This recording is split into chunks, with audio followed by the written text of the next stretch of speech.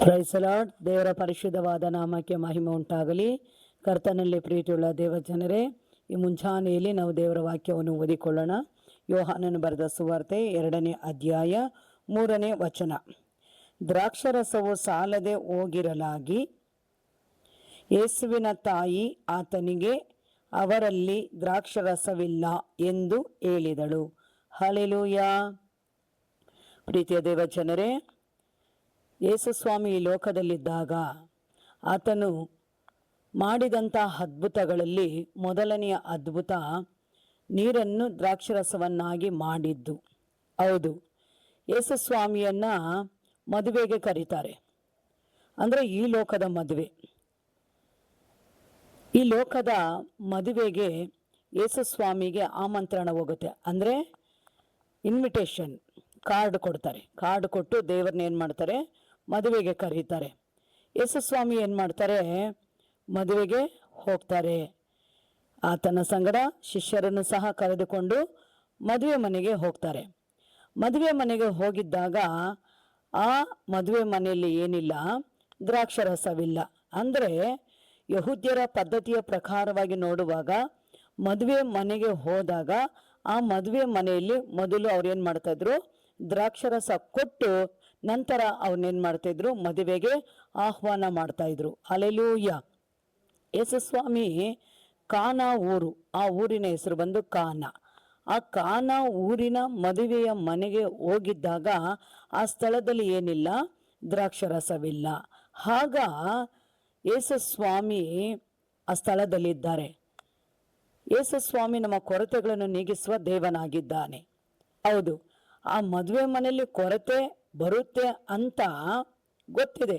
ಇವತ್ತು ಎಷ್ಟೇ ನಾವು ಈ ಲೋಕದಲ್ಲಿ ಆಡಂಬರದ ವೈಭವದ ಅದ್ಧೂರಿ ಮದುವೆಗಳನ್ನು ನಾವು ಮಾಡಿದರೂ ಸಹ ಏನಾದರೂ ಒಂದು ಕೊರತೆ ಆ ಮದುವೆಯಲ್ಲಿ ಇದ್ದೇ ಇರುತ್ತೆ. ಇದು ಸಾಮಾನ್ಯ. ಹೌದು ಪ್ರೀತಿಯ ದೇವಜನರೇ, ಅದೇ ರೀತಿಯಾಗಿ ನೋಡುವಾಗ ಕಾನಾ ಊರಿನಲ್ಲಿ ಆ ಮದುವೆ ಮನೆಯಲ್ಲಿ ಒಂದು ಕೊರತೆ ಬಂತು. ಏನು ಕೊರತೆ? ದ್ರಾಕ್ಷರಸ ಇಲ್ಲ, ಖಾಲಿ ಆಯಿತು. ಈಗ ಆತನ ಶಿಷ್ಯರು ಇದ್ದಾರೆ, ತಾಯಿ ಮರಿಯಮ್ಮನು ಆ ಸ್ಥಳದಲ್ಲಿದ್ದಾರೆ. ಈಗೇನಾಯಿತು, ದ್ರಾಕ್ಷರಸವಿಲ್ಲ. ಶಿಷ್ಯರು ಬಂದು ಯೇಸು ಸ್ವಾಮಿಗೆ ಹೇಳ್ತಾರೆ, ದ್ರಾಕ್ಷರಸವಿಲ್ಲ. ತಾಯಿ ಹತ್ರನೂ ಸಹ ಬಂದು ಹೇಳ್ತಾರೆ. ಆ ತಾಯಿ ಏನು ಮಾಡ್ತಾಳಾಗ, ಯೇಸು ಸ್ವಾಮಿ ಹತ್ರ ಬಂದು ಹೇಳ್ತಾರೆ, ಈ ರೀತಿ ಈ ಮನೆಯಲ್ಲಿ ದ್ರಾಕ್ಷರಸವಿಲ್ಲ ಅಂತ ಹೇಳಿದಾಗ ಯೇಸು ಸ್ವಾಮಿ ಅಲ್ಲಿ ಒಂದು ಮಾತು ಹೇಳ್ತಾರೆ, ಅಮ್ಮ, ನನ್ನ ಸಮಯ ಇನ್ನೂ ಬಂದಿಲ್ಲ. ಹೌದು ಪ್ರೀತಿಯ ದೇವಜನರೇ, ಯೇಸು ಸ್ವಾಮಿಯ ಸಮಯ ಬರೋ ತನಕ ಆತನು ಏನೂ ಮಾಡೋದಿಲ್ಲ. ಹೌದು, ಆ ಸ್ಥಳದಲ್ಲಿ ಏನಾಯಿತು, ನನ್ನ ಸಮಯ ಬಂದಿಲ್ಲ.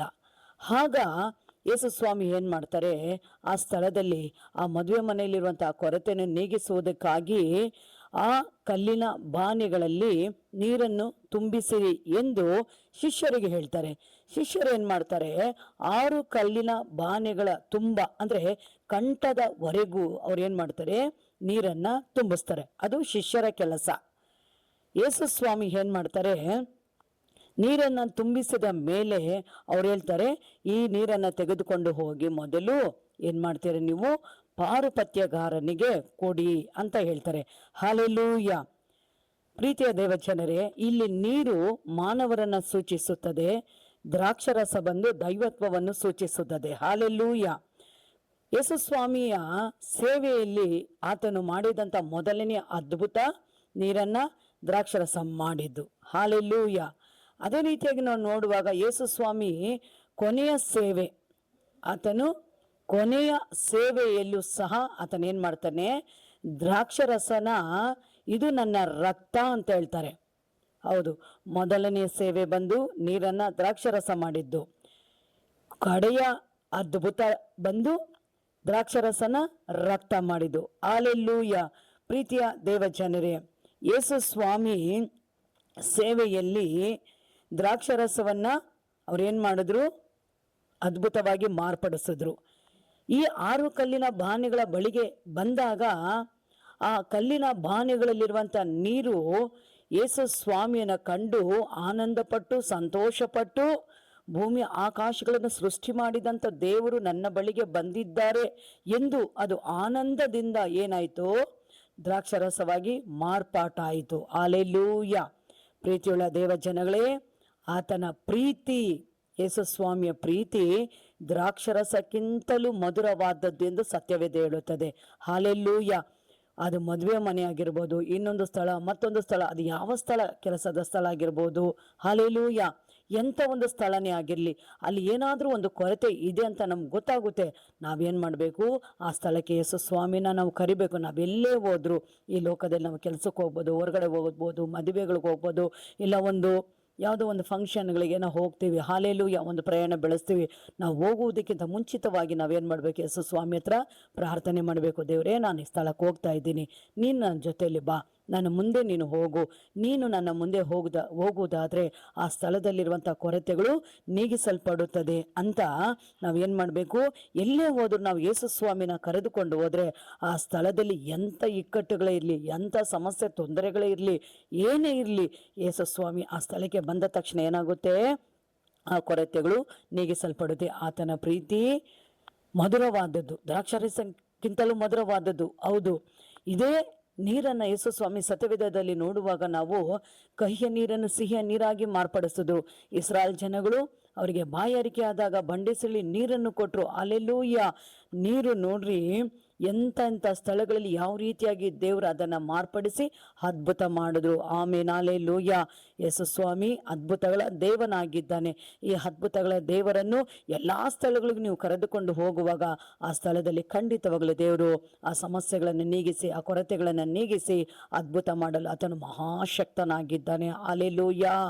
ದೇವರ ಪರಿಶುದ್ಧವಾದ ನಾಮಕ್ಕೆ ಮಹಿಮೆ ಉಂಟಾಗಲಿ. ಕರ್ತನ ವಾಕ್ಯದ ಮುಖಾಂತರವಾಗಿ ನಿಮ್ಮ ಸಂಗಡ ಮಾತನಾಡಿದ್ದಕ್ಕಾಗಿ ನಾನು ಸ್ತೋತ್ರ ಮಾಡುತ್ತೇನೆ.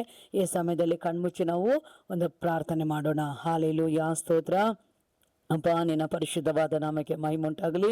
ಈ ಸಮಯದಲ್ಲಿ ಕರ್ತಾವಿ ವಾಕ್ಯದ ಮುಖಾಂತರವಾಗಿ ಅಯ್ಯ, ನಿನ್ನ ದೇವ ಜನಗಳಿಗೆ ಸ್ವಾಮಿ ನೀನು ಮಾತನಾಡಿದೀಯಾ ಅಪ್ಪ. ಯೇಸುರಾಜ ಖಾನ್ ಅವರಿನ ಮದುವೆ ಮನೆಯಲ್ಲಿ ಮಾಡಿದಂಥ ಅದ್ಭುತಗಳು ಸ್ವಾಮಿ ಇವತ್ತು ಪ್ರತಿಯೊಬ್ಬೊಬ್ಬರಿಗೂ ಕರ್ತನೆ ಬೇಕಾಗಿದೆ ಸ್ವಾಮಿ. ಅದ್ಭುತಗಳನ್ನು ಮಾಡಿ ನಿನ್ನ ನಾಮವನ್ನು ಮಹಿಮೆ ಪಡಿಸಿಕೊಳ್ಳುವುದಕ್ಕಾಗಿ ಸ್ತೋತ್ರ. ಯೇಸು ಕ್ರಿಸ್ತನ ನಾಮದಲ್ಲಿ ತಂದೆಯೇ, ಆಮೇನ್. ಹಲ್ಲೆಲೂಯಾ. ಈ ವಿಡಿಯೋ ನಿಮಗೆ ಇಷ್ಟವಾಗಿದ್ದರೆ ಲೈಕ್ ಮಾಡಿರಿ, ಶೇರ್ ಮಾಡಿರಿ ಮತ್ತು ಸಬ್ಸ್ಕ್ರೈಬ್ ಮಾಡಿರಿ. ದೇವರು ನಿಮ್ಮನ್ನು ಆಶೀರ್ವದಿಸಲಿ. ಆಮೇನ್.